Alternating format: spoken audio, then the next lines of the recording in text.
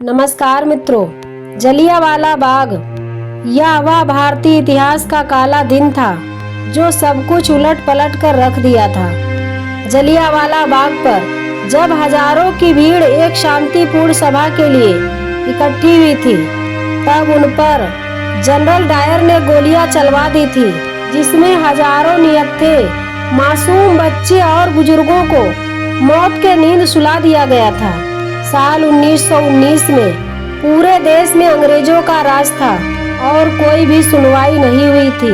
इसी का बदला लेने के लिए एक भारतीय शेर ऊधम सिंह इंग्लैंड जा पहुँचे और लगभग 20 सालों के बाद 1940 में इस घटना के लिए जिम्मेदार शख्स को गोली मारकर ऊधम सिंह ने अपना बदला पूरा किया था। तो आइए मित्रों, जानते हैं आखिर क्या है ऊधम सिंह और जलियांवाला बाग की कहानी। इसके लिए आप लोग पूरा वीडियो देखिएगा। 13 अप्रैल सन 1919 बैसाखी का दिन था। जलियांवाला बाग में बैसाखी मनाने के लिए और कुछ स्वतंत्रता सेनानियों का गिरफ्तारियों का विरोध करने के लिए एक सभा हुई थी।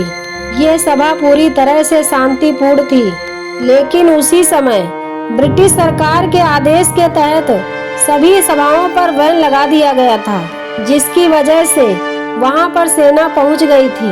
सेना का नेतृत्व कर रहे जनरल डायर ने सबसे पहले जलियांवाला बाग से बाहर निकलने के रास्ते पर अपने सिपाहियों को खड़ा कर दिया और उसके बाद बिना कोई चेतावनी दिए ही उस भीड़ पर गोलियां बरसानी शुरू कर दी थी। भागने के सभी रास्ते बंद थे और उन पर सिपाही भी तैनात थे। आखिर लोग जाते भी तो कहाँ जाते।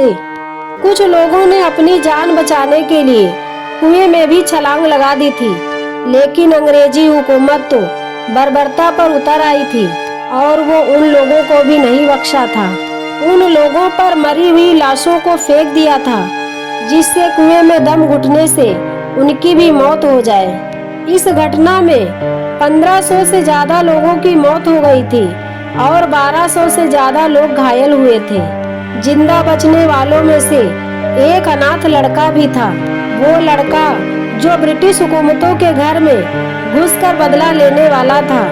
वह लड़का जिसको शायद भारत के लोगों ने भुला दिया, वह लड़का था शहीद ऊधम सिंह। ऊधम सिंह ने जब ये सब अपनी आंखों से देखा था, तभी वह निर्णय कर लिया था कि वह इस हत्याकांड का बदला जरूर लेगा। लेकिन जो जनरल डायर जो इस घटना में मौजूद था, उसकी मौत 1927 को हो गई थी। लेकिन जिस डायर को ऊधम सिंह ने मारा था, वो जनरल डायर नहीं था, बल्कि उस वक्त पंजाब के लेफ्टिनेंट गवर्नर की पोस्ट पर तैनात मिचाइल ओ डायर था। मिचाइल ओ डायर के इशारे पर ही उन लोगों पर गोलियां चलाने के लिए कहा गया था। दोनों डायर में बस थोड़ा सा ही फर्क था। पहला डायर जो जनरल डायर था, जिसे अमृतसर का कसाई कहा गया, और वह था जनरल रेजिनाल्ड डायर, जो पंजाब में पैदा हुआ था और जलियांवाला बाग हत्याकांड में वही मौजूद था और वही सैन्य टुकड़ी को लीड कर रहा था। वही मिचाइल ओ डायर जो पंजाब में लेफ्टिनेंट गवर्नर था, लेकिन उसी ने खूनी खेल को शुरू करने का आदेश रेजिनाल्ड डायर को दिया था। ऊधम सिंह के माँ बाप पहले ही दुनिया से जा चुके थे और ऊधम सिंह उस वक्त एक अनाथालय में रहते थे। वो जलियांवाला बाग में अपने भाइयों और दोस्तों के साथ उस वक्त लोगों को पानी पहुंचाने का काम कर रहे थे जब इस घटना को अंजाम दिया गया था।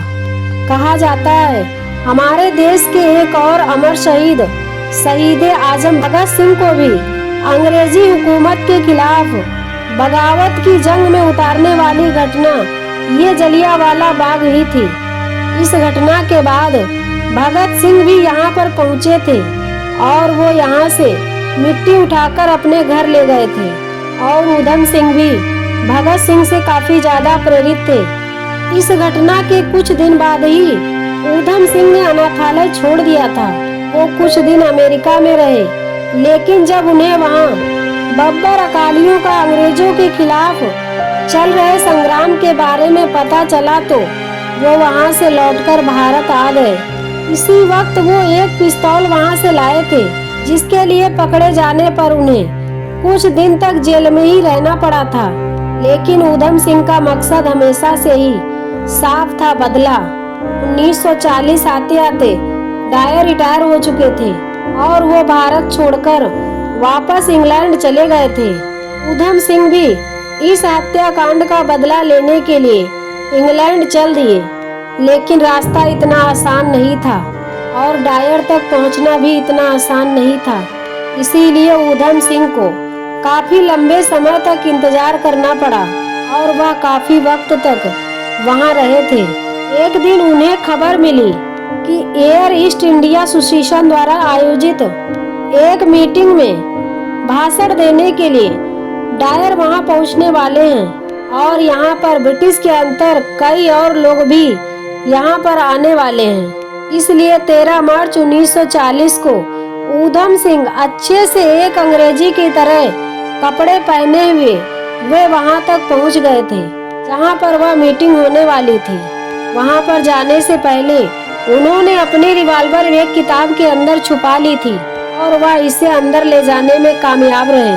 तभी ऊधम सिंह ने एक एक करके 6 गोलियां चला दी थी, जिसमें से 2 गोलियां डायर को लगी।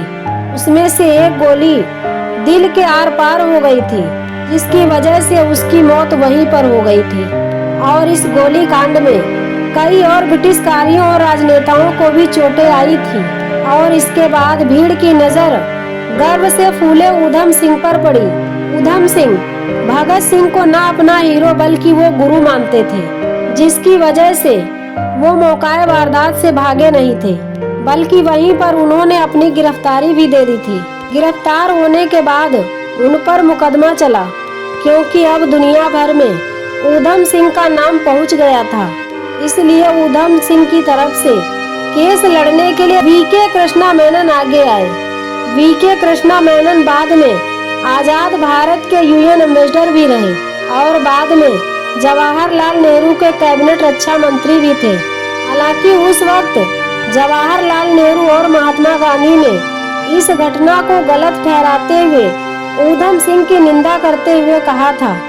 लेकिन 1952 में भी जवाहरलाल नेहरू ने भी ऊधम सिंह को शहीद आजम कहा और उनके इस कारणों को सही ठहराया था। इस घटना ने इस कदर ब्रिटिश सरकार की नींद उड़ाई थी कि बहुत जल्द से जल्द यह ट्रायल पूरा किया गया था। इसके बाद जेल में ही ऊधम सिंह ने जेल में 42 दिन तक हड़ताल भी किए थे और इस हड़ताल को तोड़ने के लिए इन्हें जबरदस्ती खाना भी खिलाया गया था। लेकिन 4 जून आते आते ट्रायल पूरा हो गया था और इस घटना के 4 महीने बाद ही 31 जुलाई 1940 को ऊधम सिंह को जेल में ही फांसी दे दी गई थी। ऊधम सिंह ने अपने बयान में साफ कह दिया था, उन्हें अपने इस काम पर जरा सा भी अफसोस नहीं है। उन्हें अफसोस सिर्फ इस बात का है कि सभा में मौजूद कुछ और लोग गोली का शिकार होने से बच गए।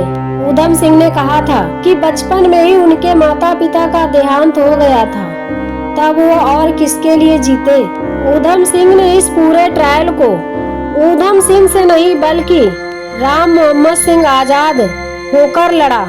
इससे वो एक संदेश देना चाहते थे कि वो एक शख्स ही नहीं बल्कि वो सच्चे भारतीय हैं।